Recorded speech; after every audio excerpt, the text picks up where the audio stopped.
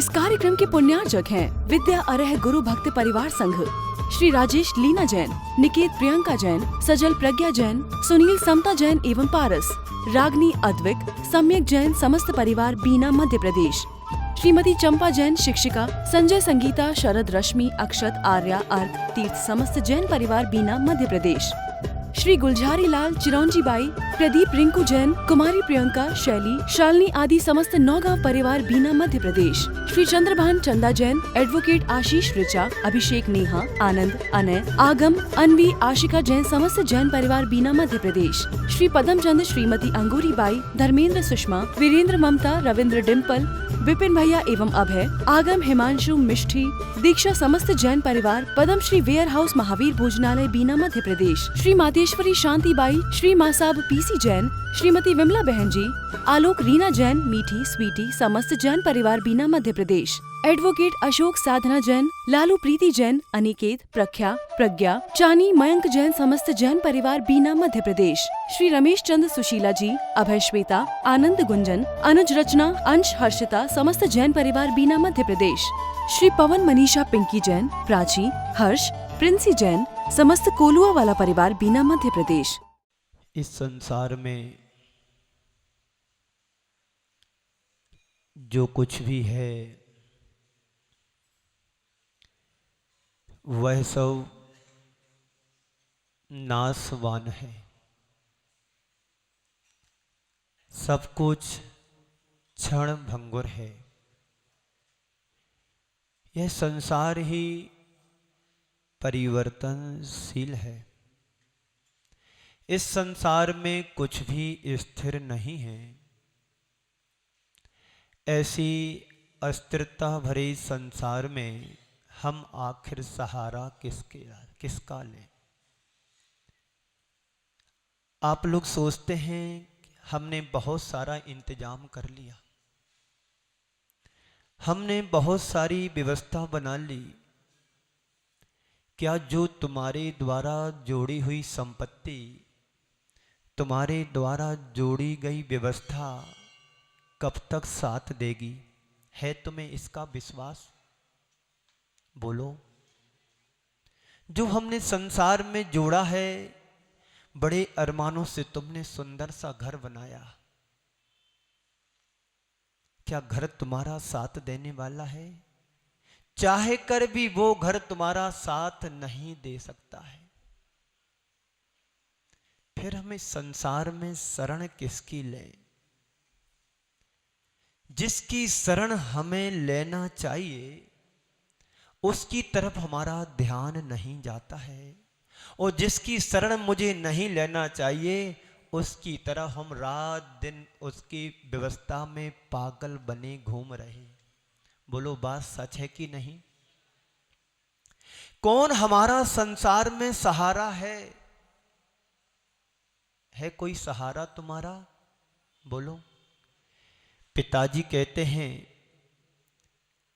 हमारा बालक हमको वृद्ध अवस्था में सहारा बनेंगे, पर मैं आपसे पूछना चाहता हूं कि तुम वृद्ध अवस्था देख पाओगे कि नहीं?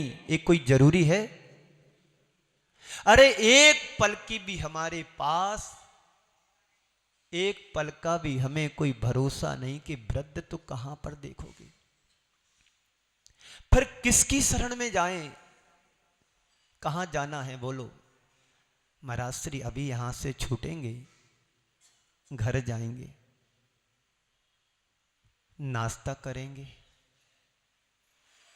कुछ काम को देखेंगे, चाबी लेकर के दुकान जाएंगे, दुकान पर नौकर को ढूंढेंगे, ग्राहक को देखेंगे। ये तुम्हारे शरण नहीं है, ये तो संसार में आशरण है। आज हमें बात करना है अशरण भावना की। इस संसार में कोई भी तुम्हारा शरण नहीं है, ये तय मान करके चलना।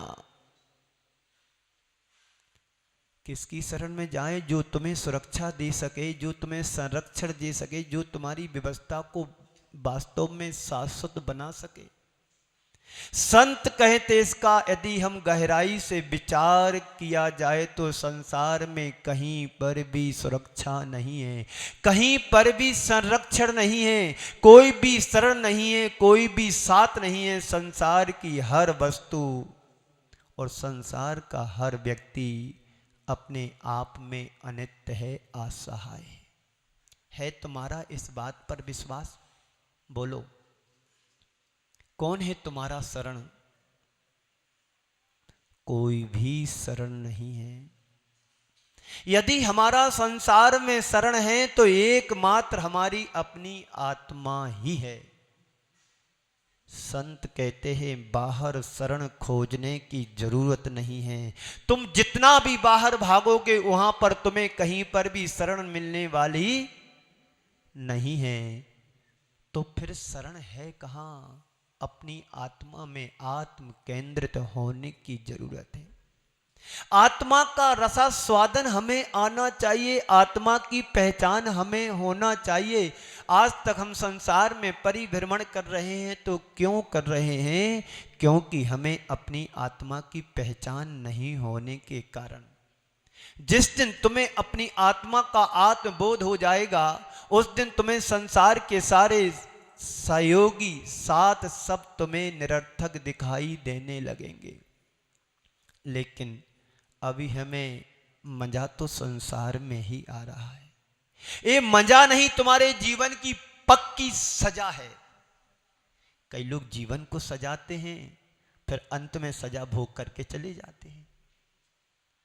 कोई व्यक्ति अपराध करता है उसको सजा मिलती है, कोई व्यक्ति अच्छे कार्य करता उसको सजा दिया जाता है। दोनों में अंतर है। एक सजा पा रहा है, एक को सजाया जा रहा है। तुम क्या चाहते हो? सजा चाहते हो कि जीवन को सजाना चाहते हो? बोलो। बाहर के सारे संयोग दुखमय है। संयोग के साथ वियोग जुड़ा है, जन्म के साथ मरण जुड़ा है, अच्छे के साथ बुरा लगा हुआ है, लाभ के साथ हानि जुड़ी हुई है, संपन्नता के साथ विपन्नता जुड़ी हुई है। संसार में कहीं पर भी एक रूपता दिखाई नहीं देती है। कोई छोटा है, कोई बड़ा है, कोई पतला है, कोई मोटा है, कोई अपना है, कोई पराया है। संसार की नीति है। इस दुख भरे संसार में हमने क्या पाया? दुख ही पाया है। संत कहते हैं संसार की हर वस्तु और हर व्यक्ति अपने आप में आशरण है, अनाथ है। जो स्वयं अनाथ है वह हमें सनाथ कैसे कर सकता है? बोलो। है आपके पास कोई ताकत? आप स्वयं परेशान हो रहे हो, दूसरों को समाधान दे सकते हो क्या? कोई भी आपके पास आए और आप उलझन में उलझे हुए हैं, भाई साहब मेरा थोड़ा काम बना दो, तो आप क्या कहोगे? तुम्हें समझ में नहीं आता, मैं खुद परेशान हूं, तुम्हें कैसे समाधान दूंगा? ये तो हमें समझ में आता कि खुद परेशान है, तो परेशान होने का कारण क्या है? उस कारण को समझने की कोशिश करो, उसको गहराई से जानने की कोशिश करो। संत कहते हैं तुम संसार में जब तक बहिर्मुखी बने रहोगे तुम संसार में सिर्फ परेशान परेशान ही होते रहोगे। जिस दिन तुम अपनी आत्मा पर आत्म केंद्रित हो जाओगे तुम्हें फिर कोई संसार में भटका नहीं सकता है, परेशान नहीं कर सकता है। असरण भावना कहती है तुम संसार में यदि अपने आप को सुरक्षा पाना चाहते हो तो अपना आत्म केंद्रित होने की जरूरत है। जो स्वयं असुरक्षित है वो हमें सुरक्षा प्रदान नहीं कर सकता है। जो स्वयं अस्थिर है वो हमें स्थिरता नहीं दे सकता है। असरण भावना यही कहती है शरण की चाह में इधर उधर भागने की से कोई लाभ नहीं मिलता, लाभ नहीं मिलेगा। अपने आप में केंद्रित होने की जरूरत है। तुम अपने आप को शाश्वतता मानना चाहते तो अपनी आत्मा में आत्म केंद्रित हो जाओ। तुम्हें सुरक्षा भी मिलेगी, तुम्हें संरक्षण भी मिलेगी और तुम सनात हो जाओगे। बोलो। जिसे तुम बचाना चाहते हो वो तो नश्वर है। तुम जिसे बचाना चाहते वो नश्वर हो, क्षण भंगुर है, उसे कभी बचाया भी नहीं जा सकता है। सब नाशवान है। हमारा जीवन दो तरह का जीवन है, एक मृत जीवन, एक अमृत जीवन। बाहर का जो जीवन तुम्हें दिखाई दे रहा है मृत जीवन है, विनश्वर है, क्षण भंगुर है, नाशवान है।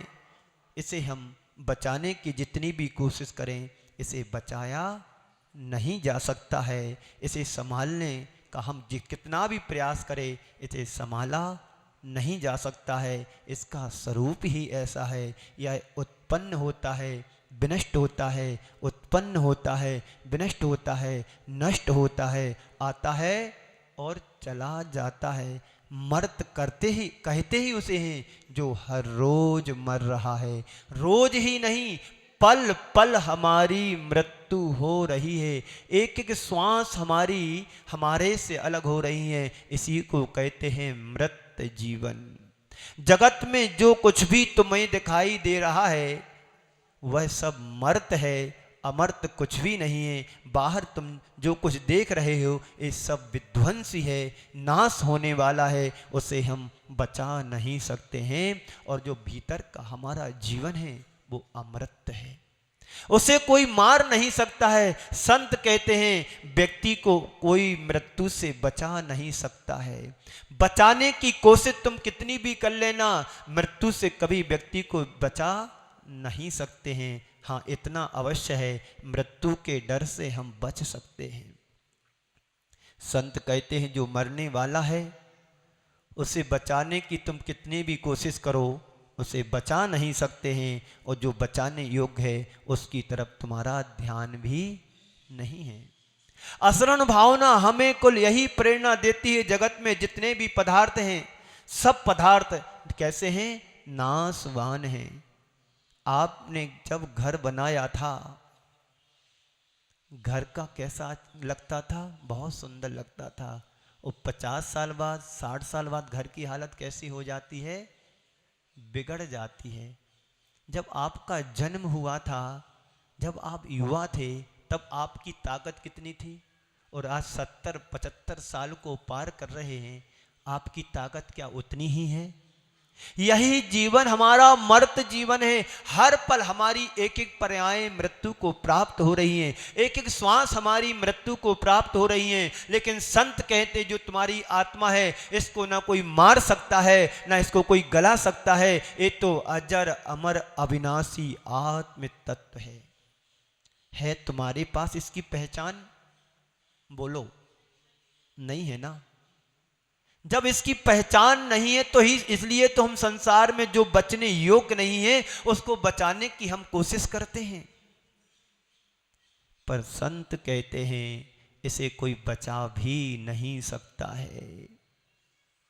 ना माया अमर है, ना काया अमर है, ना दौलत अमर है, ना शोहरत अमर है। ये सब नाशवान है, क्षण भंगुर है। असरण भावना कहती है संसार के बाह्य संयोग जितने भी हैं उनमें शरण ढूंढना वैसा है जैसे कोई व्यक्ति जलते हुए बांस के नीचे जाए और छाया मांगे, उसे तुम क्या कहोगे? बोलो, मूर्ख कहोगे। संसार के संयोगों में शरण ढूंढना वैसा ही जैसे कोई जलते हुए बांस के नीचे जाए और एक कहे कि मुझे छाया मिल जाए, शीतल छाया मांगे। बांस के जलते हुए पेड़ के नीचे कभी किसी को शीतल छाया मिली? बोलो, शीतलता की अनुभूति भी नहीं होगी। जो खुद जल रहा हो वो दूसरों को शीतलता कैसे प्रदान कर सकता है? जो स्वयं मर रहा हो दूसरों को कैसे बचा सकता है? जो स्वयं सुरक्षित हो दूसरों को सुरक्षा कैसे प्रदान कर सकता है? जो स्वयं भंगुर हो जो दूसरों को कैसे शासक बना सकता है? इस सत्य की प्रतीति ही असरण भावना का मूल उद्देश्य है। जिस क्षण तुम्हें इस असरण भावना की प्रतीति होने लगेगी, संसार में फिर तुम ज्यादा देर नहीं टिकोगे। तुम कहोगे ये संसार तो नाशवान है, क्षण भंगुर है, क्षण छही है, इस संसार में मुझे अब रहना ही नहीं है। क्यों? क्योंकि हमारा जीवन ही मरण की ओर जा रहा है। हर पल हमारी पर्यायें क्षीण हो रही हैं, हमारा शरीर क्षीण हो रहा है, हमारी आवाज़ में अंतर आ रहा है, हमारी दृष्टि में अंतर आ रहा है, हमारे कानों की सुनाई में भी अंतर आ रहा है, बोलने में जीभ लड़खड़ा रही है। अब बताओ किसको तुम शाश्वत मानो? पांचों इंद्रियां तुम्हारे जीवन में मिली हैं, क्या जीवन में पांचों इंद्रियां एक सी एक समय तक रहेंगी? बोलो नहीं। तो किस पर हम विश्वास करें? है विश्वास तुम्हें अपने ऊपर? एक राजा था, एक राजा था, उसको अपनी सत्ता संपत्ति प्रभुता पे बड़ा अहंकार था। होते हैं कुछ लोग, थोड़ा सा पा लेते हैं, अहंकार इतना करते हैं जैसा पूरा देश उसका हो। अपनी बातें गुरु के सामने बहुत बखारता था। मेरे पास संपत्ति है, मेरे पास वैभव है, मेरे पास घोड़े हैं, मेरे पास हाथी हैं, मेरे पास वैभव है, सब कुछ है। एक दिन वहां से एक संत का गुजरना हुआ। संत के चरणों में राजा गया और अपनी प्रशंसा कर रहा है खुद अपने मुख से, और राजा से कहता, राजन, गुरुदेव, मेरे पास ये है, वो है, सब कुछ है। गुरुदेव दिव्य ज्ञानी थे। उन्होंने अपने ज्ञान से कहा, आपकी संपत्ति आपके पास होगी, पर मुझे अभी कुछ और दिखाई दे रहा है। मुझे अभी कुछ और दिखाई दे रहा है। बोले, क्या गुरुदेव? बस मृत्यु तुम्हारे सामने आने वाली है। तुम हर चीज तुमने इंतजाम कर लिया, हर वस्तु का इंतजाम कर लिया है, आएगी भी तो मेरे घर पर आएगी, मेरे पते पर आएगी, मेरे घर नगर में ढूंढेगी, मकान पूछेगी, रामलाल कौन है, मकान नंबर कौन सा है, गली नंबर कौन सा, उनके पिताजी का क्या नाम है, वहां पूछेगी। इस कार्यक्रम के पुण्यार्जक थे विद्या अरह गुरु भक्त परिवार संघ, श्री राजेश लीना जैन, निकेत प्रियंका जैन, सजल प्रज्ञा जैन, सुनील समता जैन एवं पारस, रागनी अद्विक, सम्यक जैन, समस्त परिवार बीना मध्य प्रदेश, श्रीमती चंपा जैन शिक्षिका, संजय संगीता, शरद रश्मि, अक्षत, आर्या, अर्क, तीर्थ समस्त जैन परिवार बीना मध्य प्रदेश, श्री गुलझारी लाल, चिरौंजी बाई, प्रदीप, रिंकू जैन, कुमारी प्रियंका, शैली, शालिनी आदि समस्त नौगांव परिवार बीना मध्य प्रदेश, श्री चंद्रभान चंदा जैन, एडवोकेट आशीष ऋचा, अभिषेक, नेहा, आनंद, अनय, आगम, अनवी, आशिका जैन समस्त जैन परिवार बीना मध्य प्रदेश, श्री पदम चंद, श्रीमती अंगूरी बाई, धर्मेंद्र, सुषमा, वीरेंद्र, ममता, रविंद्र, डिम्पल, विपिन भैया एवं अभय, आगम, हिमांशु, मिष्ठी, दीक्षा समस्त जैन परिवार पद्म श्री वेयर हाउस महावीर भोजनालय बीना मध्य प्रदेश, श्री मातेश्वरी शांति by, Shri Masab PC Jain, Shrimati Vimla बहन जी, आलोक, रीना जैन, मीठी, स्वीटी समस्त जैन परिवार बीना मध्य प्रदेश,